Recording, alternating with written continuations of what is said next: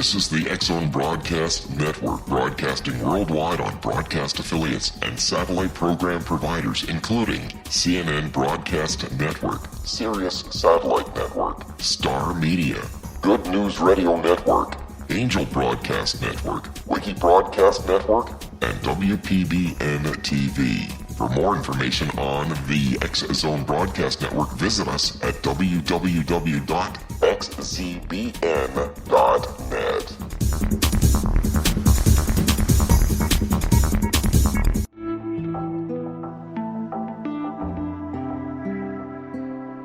Take a step back in time and discover old Florida cuisine at Marsh Landing Restaurant in Fellsmere.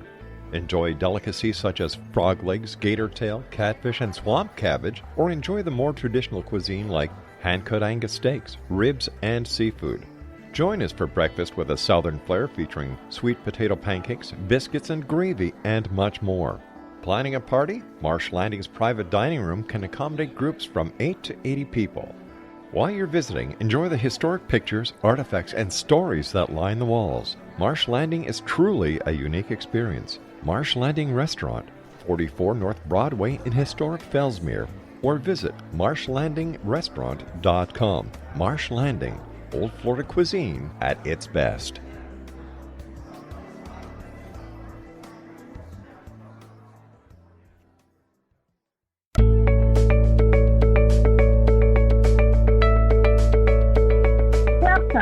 Know the name, know the genius in you. Where in a single moment you can recognize your brilliance and change your life. This is a transformational hour that covers an array of topics that demonstrate how individuals use their native talents, as shown in their name, to look at the ordinary in extraordinary ways. Albert Einstein once said that everybody's a genius.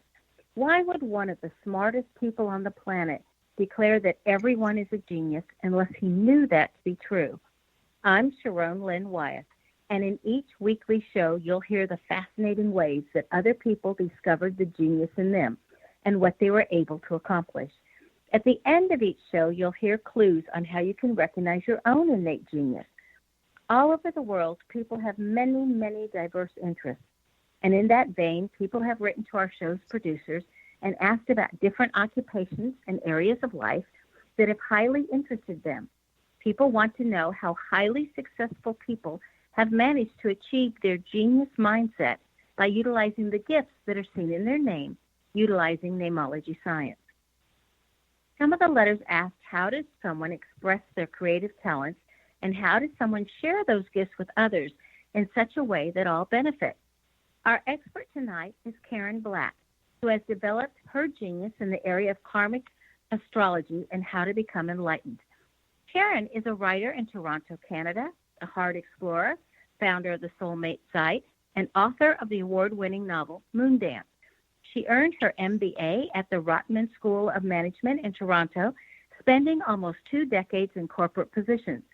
Today, she works for firms that she's known for a long time, doing freelance as a plain language consultant, whereby she translates technical documents into plain language where everyone can understand them. Karen writes her e-newsletter Moondancing from her lovely 160-year-old heritage home in a small town in Ontario. She writes to empower other heart explorers and professionals who are focused on making a meaningful difference around the world who have found themselves on a spiritual awakening journey. She does this through her websites, the Soulmate Site and Heart Explorations. Karen's name indicates that she has fairness issues and wants the world to be fair. That is according to her definition of fair, of course. She has an excellent memory and can get overwhelmed with others with all of the details that she sees and she can remember. This is great in all the careers that need people to be exact with their details. Karen's name also indicates that she can have quite the rebellious spirit, as she does not like to be told what to do. She can see ideas from someone else's point of view, even when they disagree with her. Her name also indicates that she would make a great mediator, for when it comes to other people, she can see both sides of the issue and help them come to resolution. Welcome to Know the Name, Know the Genius in You, Karen. Welcome. Thank you. Karen, we want to get the obvious question out of the way first. Has people ever confused you with the actress Karen Black who starred in 5 Easy Pieces with Jack Nicholson? Well, actually, often that's a really good icebreaker at parties, I have to say. And I quickly follow it up by, I'm also not related to Conrad.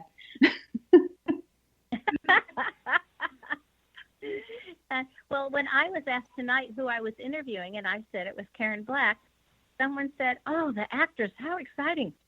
And I said, "More exciting, this one's alive." This one's alive, exactly. It might be more exciting if it, on the other hand, but yeah, isn't that funny? Yeah. So what kind of technical documents do you translate? Yes, it's kind of an unraveling of legalese. I do everything from investment statements to utility statements to pension statements, a lot of statements. But I've also worked with a team of people, of course, on simplifying contracts as well. So basically, it's making very technical information easy to understand for the layperson. So does that vary across which kinds of technology? Like I know some computer techs, they tell you what to do to run the computer, and now it seems like even those are online. So if you don't understand how to do it online, then you don't know how to get to the material to tell you how to do it online. Right, it's true. Most of my specialization has come out of the insurance industry, Canadian insurance industry, also the investment industry. And sometimes, again, I have worked on utility companies, but most of my experience is on the insurance side. So I smiled when you said, I was very detailed. I smiled when you said that very broadly. So with that, would you be like a doctor and a lawyer at parties where everybody wants to pick your brain for that, what you know about insurance? Well, the funny thing is, actually, no, I don't like to talk about it at parties. But the funny thing is, when I go deep into a project, I have all of these details in my head, and then I write them down and I synthesize them, and I'm in the project. But I'll tell you something: once that project is done, all the details are gone. So I'm in my head as long as I need them there. Put it that way. Well, that's good, though, to be able to understand or to begin with. Like I said, I sort of see it as a bit of an unraveling. It's kind of a fun challenge for me. It's very different than the astrology, though, although the astrology chart can be an unraveling as well. Well, we're going to talk about that next. Stay tuned to Know the Name, Know the Genius in You, which can also be heard on knowthename.com and xzbn.net. After the break, we'll find out. This is the X-Zone Broadcast Network, broadcasting worldwide on broadcast affiliates and satellite program providers, including CNN Broadcast Network, Sirius Satellite Network, Star Media, Good News Radio Network, Angel Broadcast Network, Wiki Broadcast Network, and WPBN TV. For more information on the X-Zone Broadcast Network, visit us at www.xzbn.net.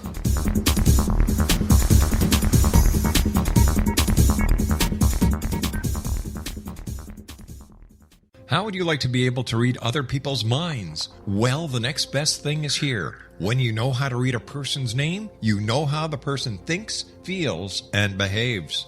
Each letter in our name holds a key to unlock our true essence. Our name contains both our gifts and challenges in this lifetime.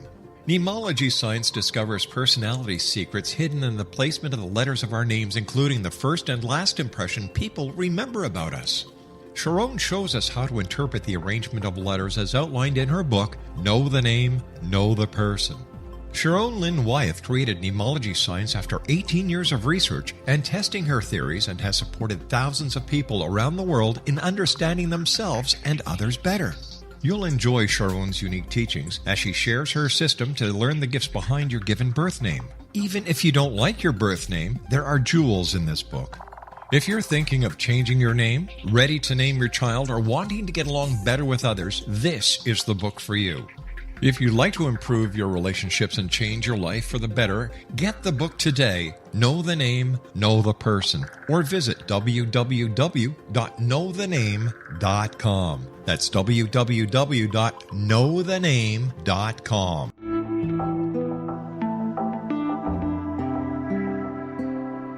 Take a step back in time and discover old Florida cuisine at Marsh Landing Restaurant in Fellsmere, Florida.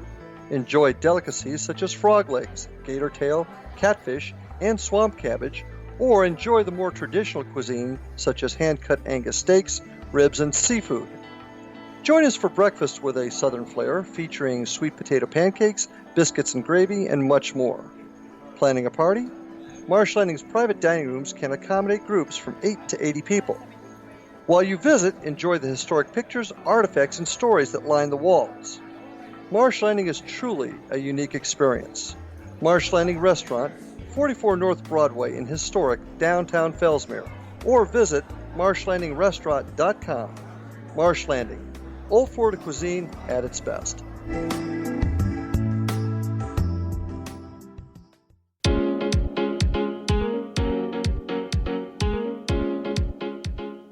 Welcome back. I'm Sharon Lynn Wyeth, and you're listening to Know the Name, Know the Genius in You, which is being heard on xzbn.net and knowthename.com.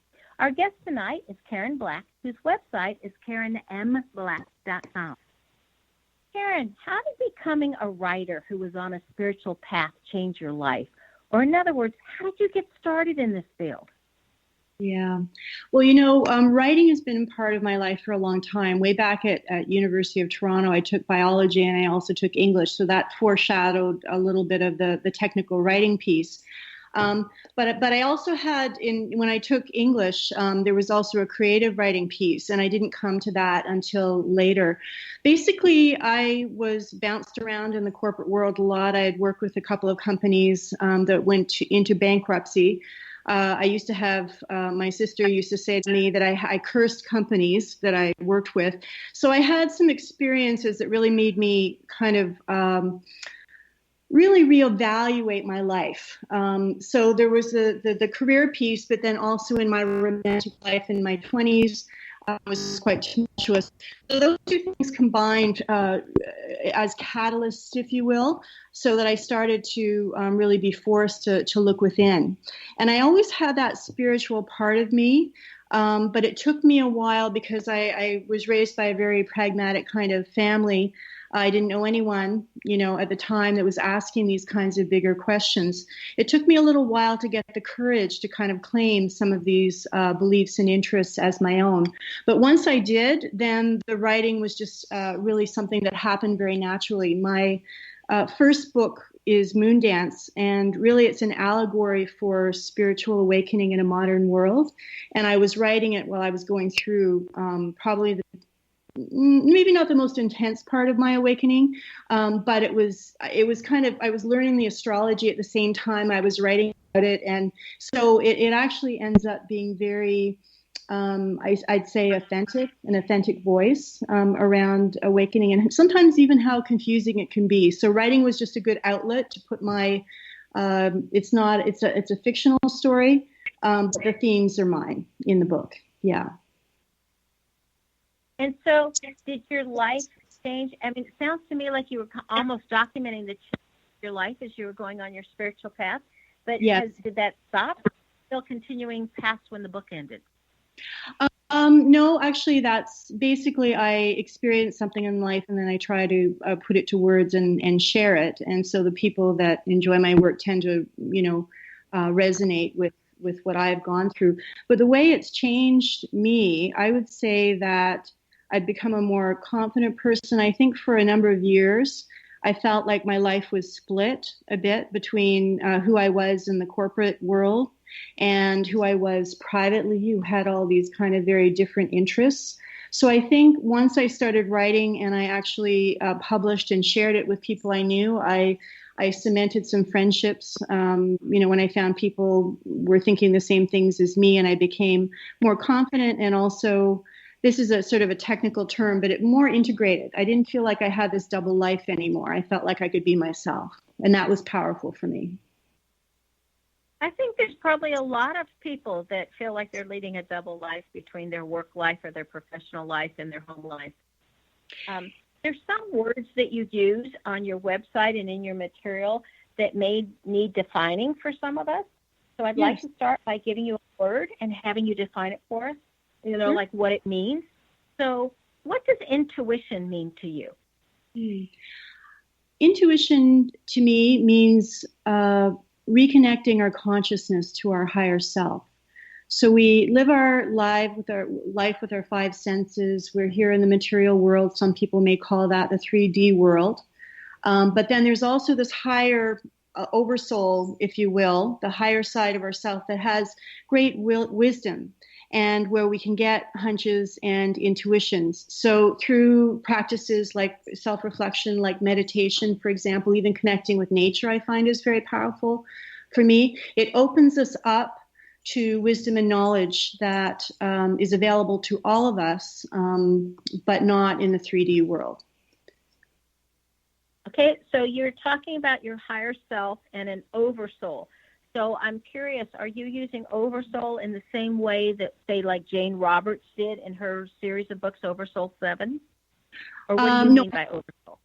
Yeah, I guess when I use that word, I don't know. I try not to get too hung up over words, but higher self is probably more descriptive. But I haven't read Jane Roberts' books, but I've heard of them, so I can't draw a comparison there.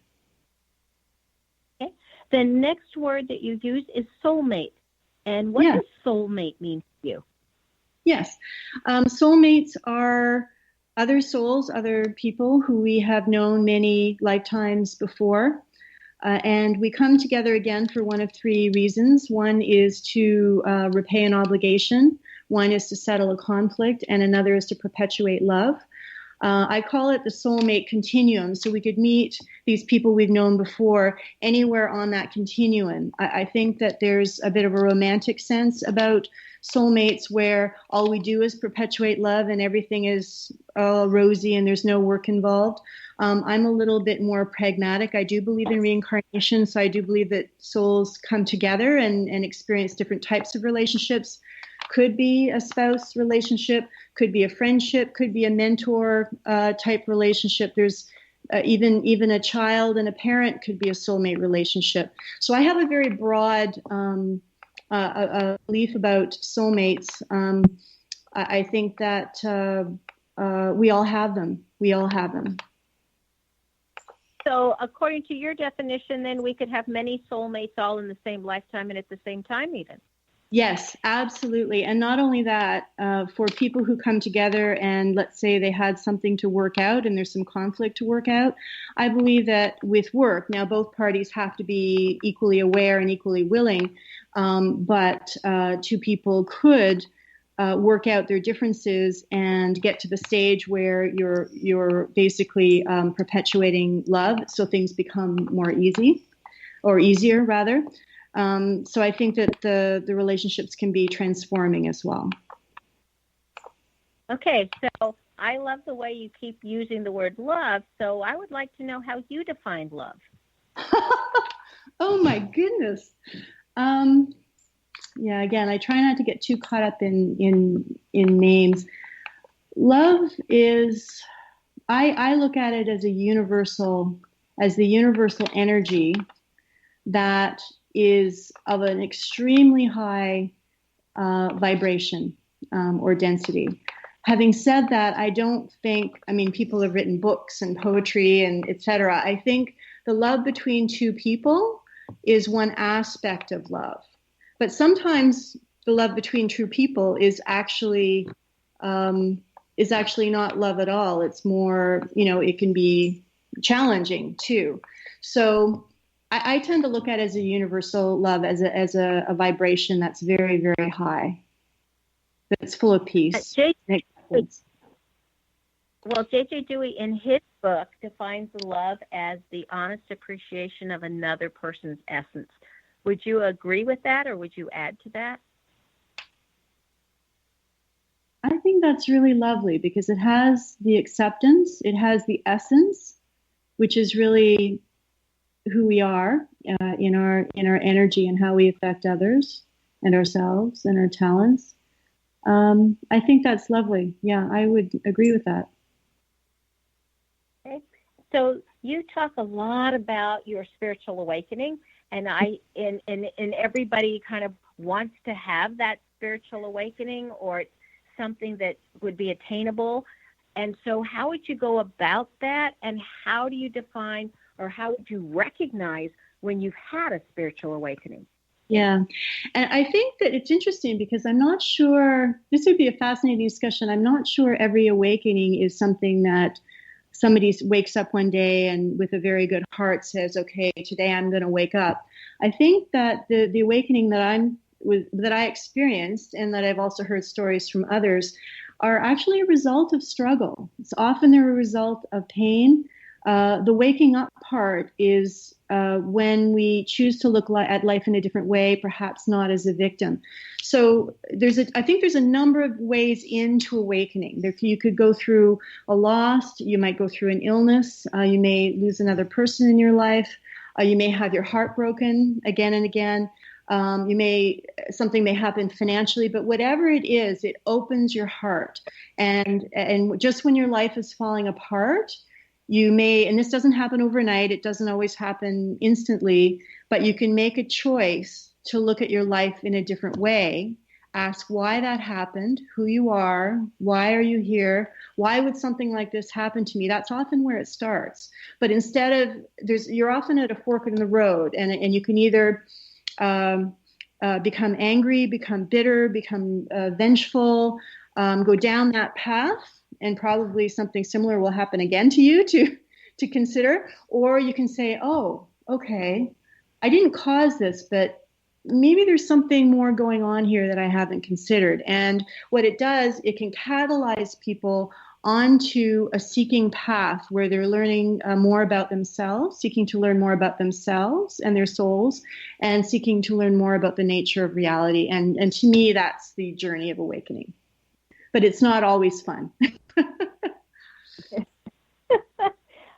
It really caught me, something that you said when you said you begin to look at life not as a victim. Would you expand on that? Sure. I think that it's very natural if, let's say, somebody goes through a betrayal situation, or they lie to you, or they cheat on you, or somebody does something to harm you, that it's very understandable that we're hurt, and our first instinct might be to blame that person. And it might even be okay. It may even make sense to be very, very angry at this person, or this institution, or, whatever it was that harmed you. But I think that once we get through that raw kind of emotion and shock, I think if we hold on to being a victim, that we look outside of ourselves for the people who are, or the institutions or whatever that are persecuting us, that isn't a powerful place to be. It isn't a place of growth. And it's not to say there aren't victims in the world when it's very literal. Somebody is hurt and killed, and somebody, there's physical violence. I mean, obviously that's victimization. But is that person holding on to it 20 years later? And how do they define themselves? Do they find themselves as a victim? Or do they heal, and are they strong, and, they do the hard work of forgiveness, and they go on, and be strengthened by that in the long term. What you're describing sounds incredibly challenging. Oh, yes. I'm not saying this is easy or overnight, and sometimes you take two steps forward and one step back. Believe me, it's almost like a peeling away of layers. Forgiveness is tossed around as a word, but it's really one of the hardest things I think any of us can do. But ultimately it's freeing, because it frees us. If we hold on to it, then we're holding on to that energy, and it holds us back from stepping into more expansiveness for us. Yeah. Stay tuned to Know the Name, Know the Genius in You. This particular show is dedicated to looking at life differently. And after the break, we'll find out why so many relationships are ending now and ending abruptly, as well as ways that Karen has assisted people. Her website is KarenMBlack.com.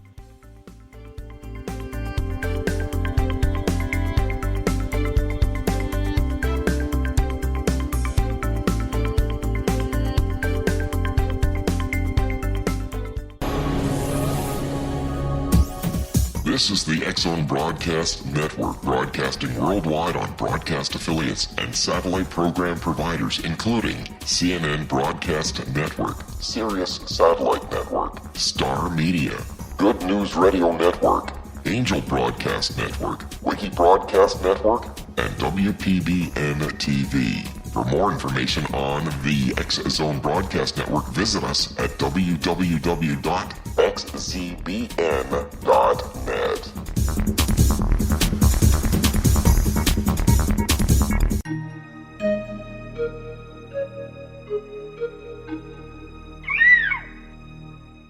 While science pursues fact, magic accesses the quantum level, bridging random facts to form truth. As long as science and magic remain separate and polarized, the truth cannot be known. I'm Gwilda Wiyaka. Join me on the Science of Magic radio program, dedicated to unification and evolution of consciousness. During each episode, I'll be speaking with experienced and respected scientists and mystics. From astrologers to astronomers, from medical doctors to shaman, the scientific method to dowsing and intuition, we'll weave together information from seemingly divergent practices to promote unity and enlightenment. Join me, Gwilda Wiyaka, and the Science of Magic right here on the Mutual Broadcast Network. For more information, visit www.thescienceofmagic.net. Gibbs A. Williams, Ph.D., is a practicing psychoanalyst, supervisor, researcher, and author in New York City. Much of his life has been dedicated to understanding nature and the uses of meaningful coincidences or synchronicities. His radical and original non-Jungian, non-mystical, non-magical theory of synchronicities illuminates much of the fog surrounding this challenging and perplexing topic. His ideas and manners are fresh, presented in a style that is both entertaining and highly informative. He is also an expert on crisis intervention, specially focused on violence reduction for the police and citizens, mastering anxiety, frustration, and stress without the use of medication, and effectively preventing and treating heroin addiction. Dr. Williams can be contacted at his email address at gwwilliamsny11@aol.com or visit his website at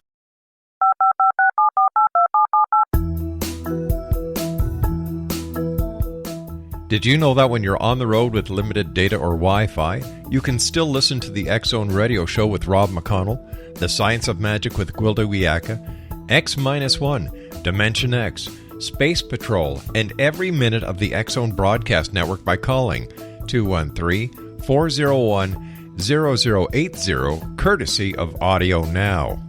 No smartphone, app, or internet needed. It saves your data plan, and it's free if you have unlimited minutes. Call 213-401-0080 to listen on any phone, anytime, anywhere. Remember 213-401-0080 for the best of the paranormal, parapsychology, and sci-fi radio programming anywhere, 24/7, 365.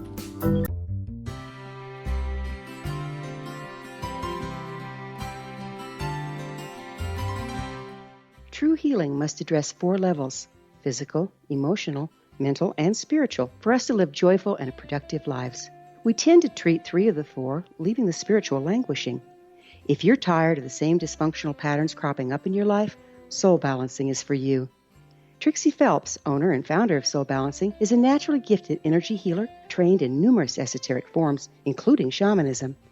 Trixie has created a powerful modality that safely and effectively clears your energetic field. A soul balancing session can remove interference, heal trauma, and restore your hope. Contact Trixie for a life-changing long-distance session today, www.soulbalancing.world.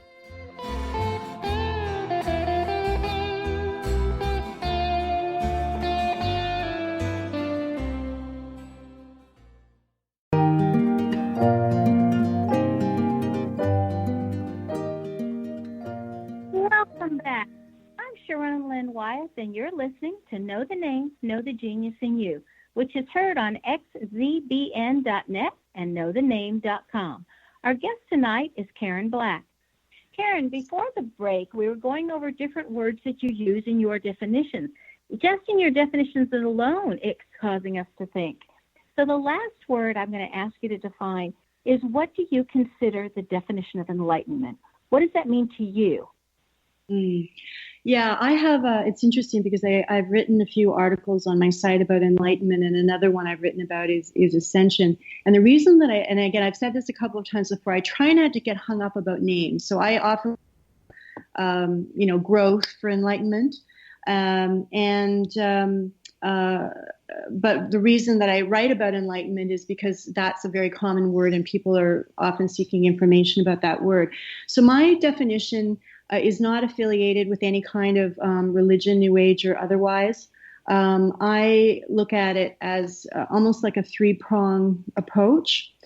There is the mind, the body, and the spirit. There is the spiritual part, which of course could involve things like meditation or deep reflection, that kind of work which extends us out of our body.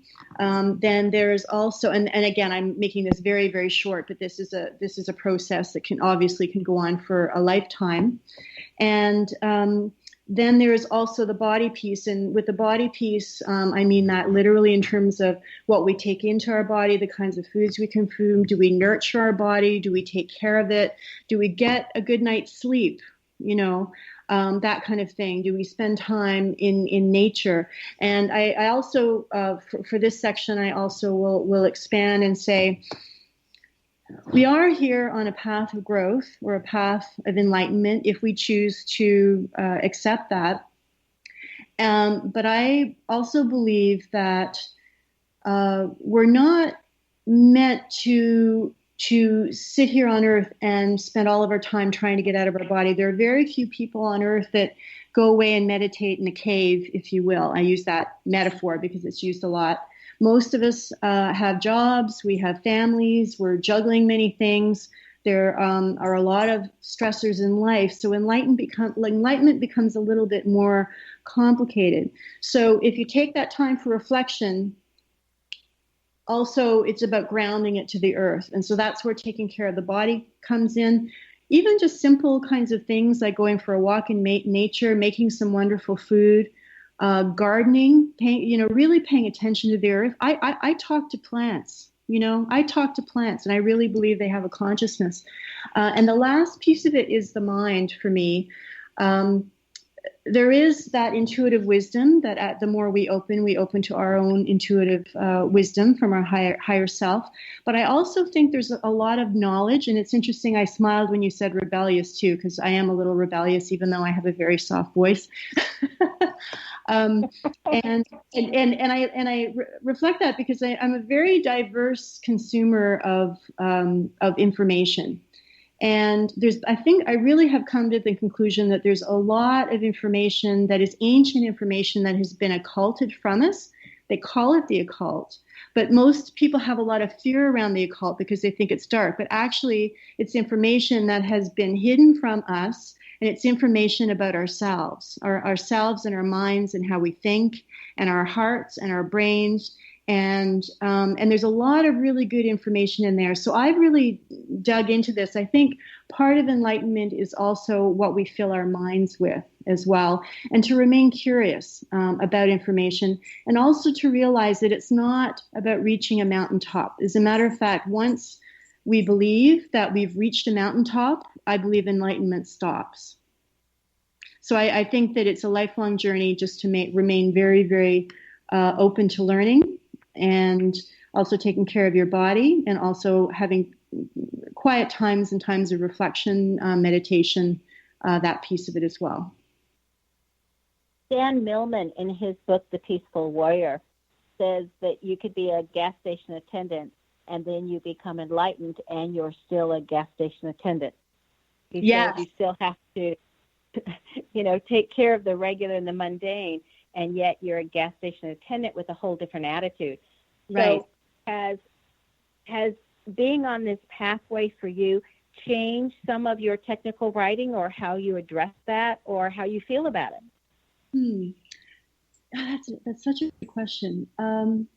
I am very much in the background with my technical writing. I work with a fantastic team of people. It's project work, it's freelance work, so it's helped me it's really helped me trust myself because I'm not a salaried person. I was in corporate roles, working full time for a number of years. But for about 10 years now, I've worked on my own, and the income goes up and down. So it has also been a journey of self-trust. But when I'm not busy with the technical writing work, what that does is it frees me up to be more creative so that I can write on the topics that interest me. So, yes, I'm not sure. Repeat the question again just to make sure that I've covered it all here. Sorry. Well, we just wanted to know if that has changed as you've gone along the spiritual path, if that has affected your job and how you're doing your everyday writing, changing the technology into everyday words. Are you choosing different words, or is it still the same? Actually, I think with practice, I've become simpler. I think I've become less of a perfectionist, which is a good thing. So I've been more relaxed about it. I have a lot less anxiety than I did when I was working full time. I think that, but in terms of the quality of writing, other than just the more projects you do and the more people you work with, the more I can learn, and I'm always improving.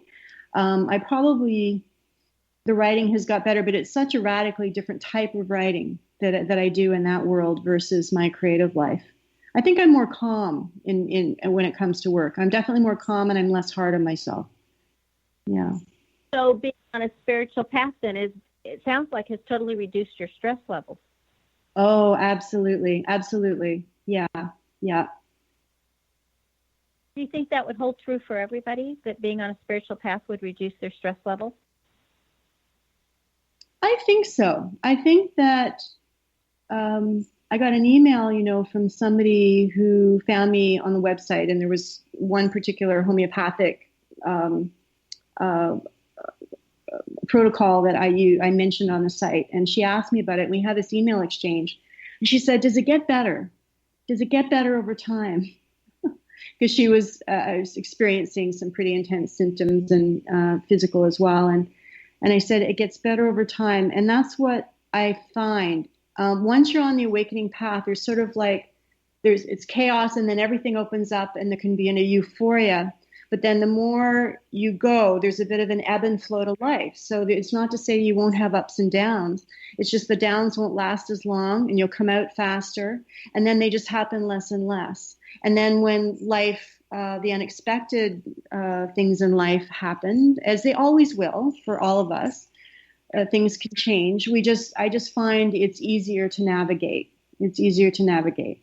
Mm-hmm. Well, we mentioned before the break that we promised our listeners that we'd talk about why so many relationships are currently ending and ending abruptly. I believe that I don't know whether you've heard the term, the shift in consciousness that's going on right now.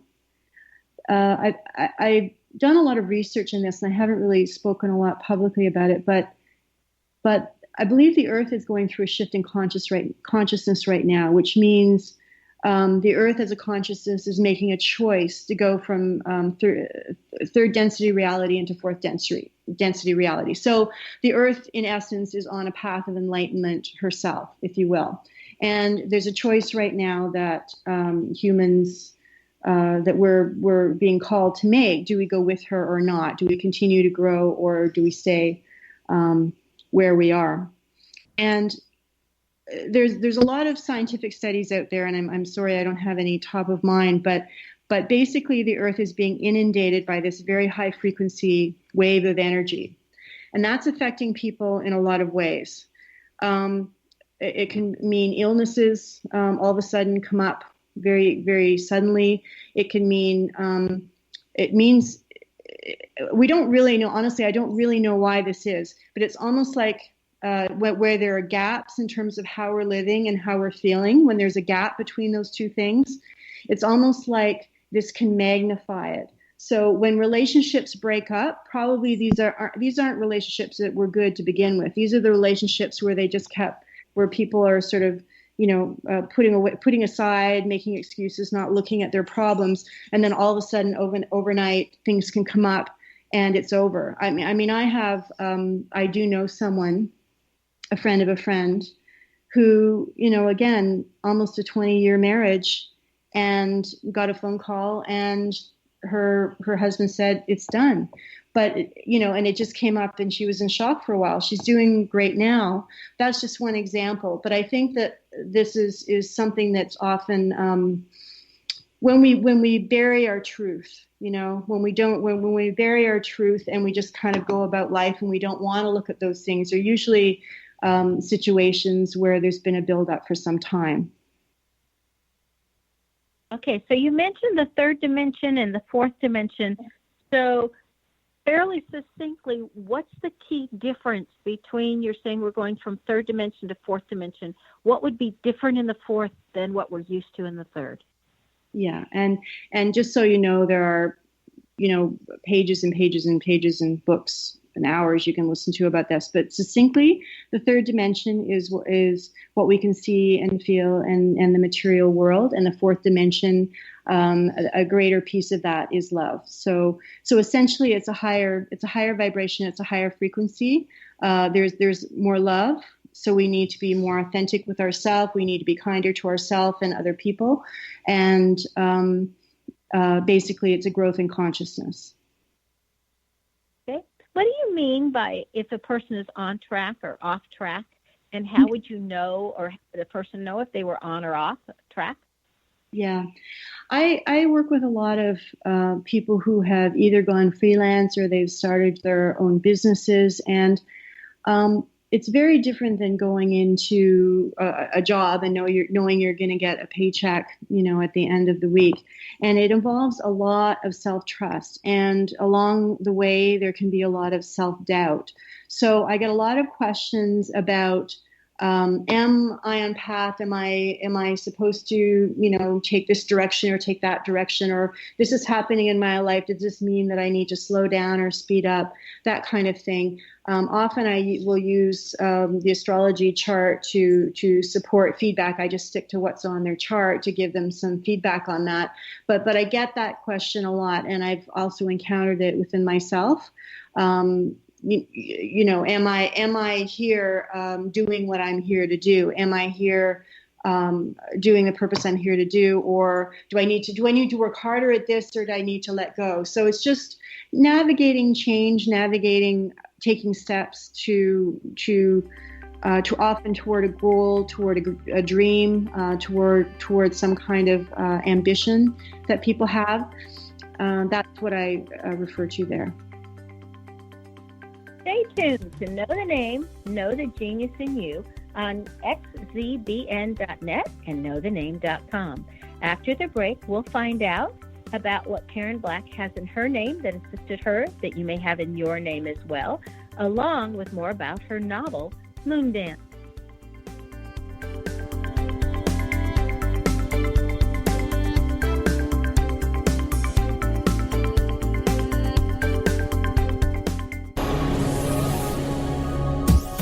This is the X-Zone Broadcast Network, broadcasting worldwide on broadcast affiliates and satellite program providers, including CNN Broadcast Network, Sirius Satellite Network, Star Media, Good News Radio Network, Angel Broadcast Network, Wiki Broadcast Network, and WPBN TV. For more information on the X-Zone Broadcast Network, visit us at www.xzbn.net.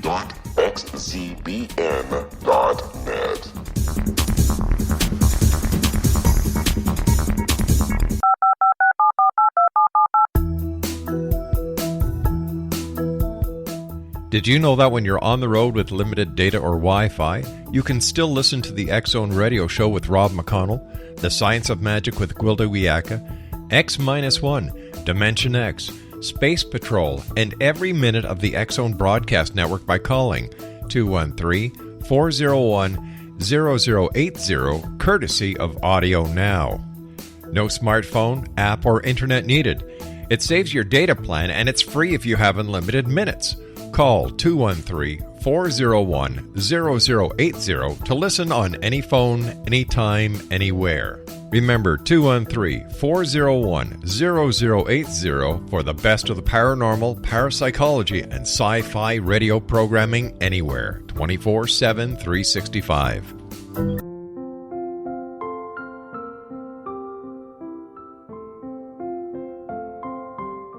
I am Dr. Carl O'Helvey, founder, president of a new cancer foundation focusing on evidence-based physical, mental, and spiritual interventions, including natural cancer cures, prayer, meditation, affirmations, nutrition, and other related holistic cancer prevention and cure modalities. These are used in cancer education, research, and financing care. I ask for your help to continue this important work by donating at www.holisticcancerfoundation.com.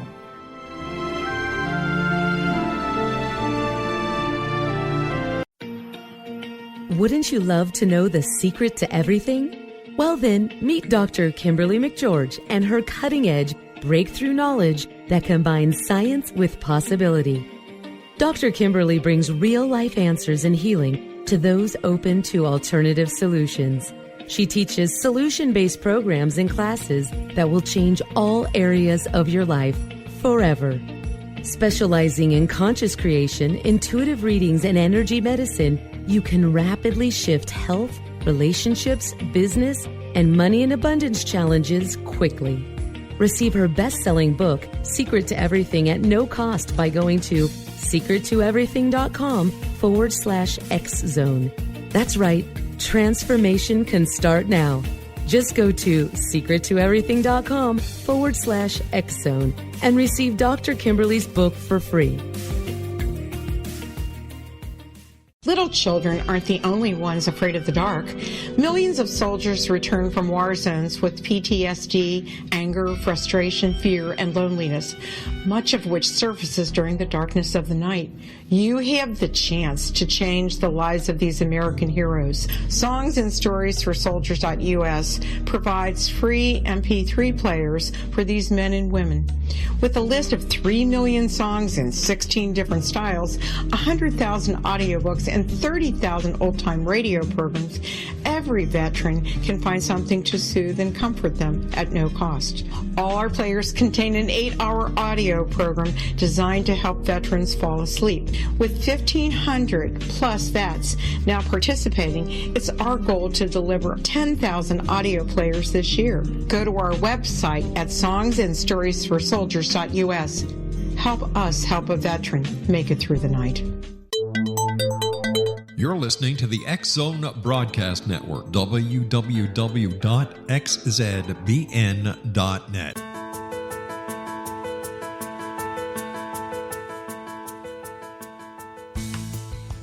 Welcome back. I'm Sharon Lynn Wyeth, and you're listening to Know the Name, Know the Genius in You. Our guest tonight is Karen Black, whose website is KarenMBlack.com. She's taken her skills to a level where she's able to assist others in opening their heart. How do you define, or what do you say is opening the heart, and what do you mean by heart explorers? Yes, another good question. Part of my own awakening, I was a very left-brained, very logical. I didn't like big emotional scenes, anything like that. So part of my learning, part of my awakening, if you will, was dealing with heartbreak. So whether that came in the form of being laid off with my job, or whether that came in the form of a romantic breakup, that kind of thing, what I found was I couldn't just put a cap on it. I couldn't just, stiff upper lip and just, motor on ahead. I tried to do that for many, many years. But what I found was I needed to feel it and understand it and almost run the emotion through my body so that I could be strengthened. Now, I'm way shortening this. I'm shortening about a decade of my life just in that 2 sentences. And again, never said it was going to be easy. And not everybody has to go through what I went through. But what I found was, as I came out the other side, going through these heartbreak experiences, as I came out the other side, each time I'd be a little calmer, I'd be a little wiser, I'd be a little stronger, you know, I'd flow with life a little bit better. And then that over time also turned to courage in terms of the chances I was willing to take in my life. I mean, it even ties into me going freelance 10 years ago, you know, because it was kind of a scary thing to do at first. So for me, that's the personal part of the journey in terms of the heart awakening. But in terms of personal empowerment, and again, many other people have written about this, is the balance of masculine and feminine. We live on a feminine planet,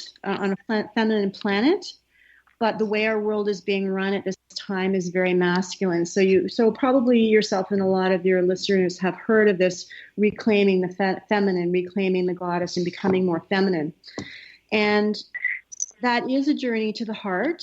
It's also a journey to the right side of the brain, which is the more creative side of the brain.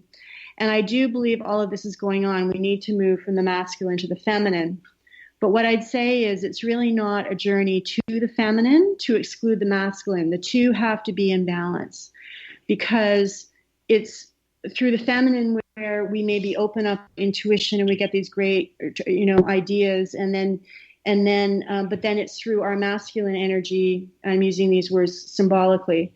It's through our masculine energy that we actually take action and we engage with it and we manifest something on earth with this inspiration that comes in that's so feminine. So it's really about balancing that left, right brain, masculine, feminine, heart versus our mind side of ourselves. That's really where we can claim our power back. Yeah. Karen, what do you mean by karmic astrology, and how is it different than other forms of astrology? Yeah, karmic astrology I found very fascinating because it's not predictive astrology. There are some astrologers who are very, very skilled at prediction. And what I believe is that prediction isn't necessarily empowering. Karmic astrology takes a look at our charts from the point of view that there is reincarnation. We've lived a number of times before, and we are here to learn something new, bring our talents forward, and all of us have a unique purpose. So the karmic astrology part will give clues about past lifetimes. Karma, we're here to become, talents that we were born with and are here to share. It gives us a snapshot, almost like a soul blueprint of what our purpose it consists of this time around.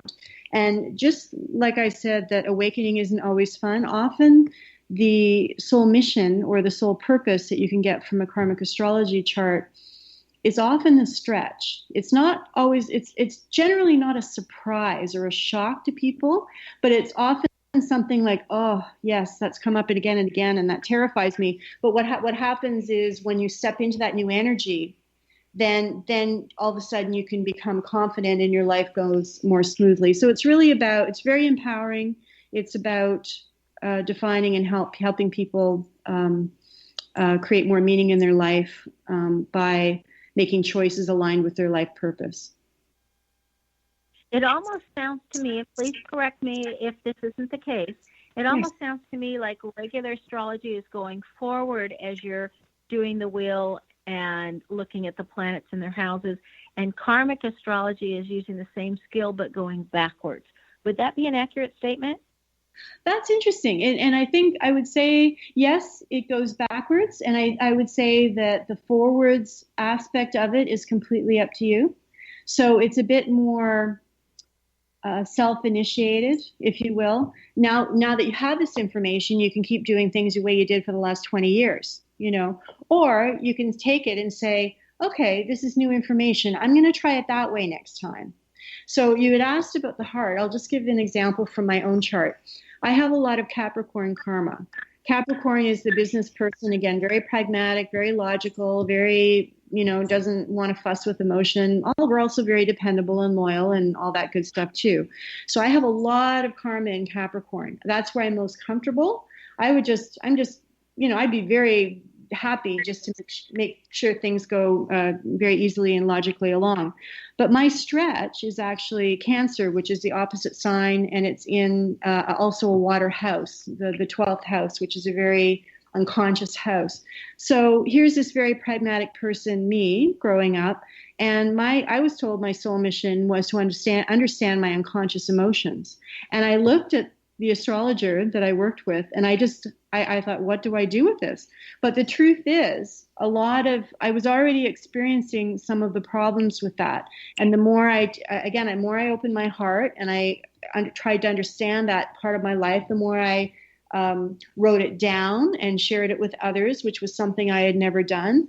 It ended up just opening up a whole new aspect of my personality, and my life was just easier and happier and more fulfilling. Well, because you had more knowledge and something more to base it on. So it sounds to me like a more complete picture was there. Yes, exactly. It gave me a why. Why had this happened? And in my case, I know with the business, my business work, as soon as I put work, which is very Capricorn, as soon as I put work as my goal, as front and center as my goal, this is the corporate ladder I'm climbing, everything falls apart. I've been worked for companies that fell apart. I felt like it's a crazy experience. But as soon as I say, oh, well, this Capricorn energy is a skill I have, but it's not my main purpose. Actually, I'm going to use this skill to make some money, but then I'm going to go over here and write this book or create this website or do whatever I'm doing at the time creatively to explore my inner self. That's when the corporate opportunities, the work opportunities came, which is really kind of upside down. So it's a skill I have. It's something that I enjoy. But for me, now it may be very different for someone else. But for somebody with a Cancer North Node, it's called in the karmic astrology chart, the move from being very work focused to emotion focused is the path. Karen, if you could change one thing about people's understanding or how they look at the world, what would that be? I wish people were more curious and they weren't so closed to learning different information. I wish there was more curiosity in the world. Would that curiosity extend to understanding why people consider one party better than the other, or vote the way they do, or listening to somebody with an opposing point of view? Yes, I think what it would do is it would open minds. It would reduce conflict. It would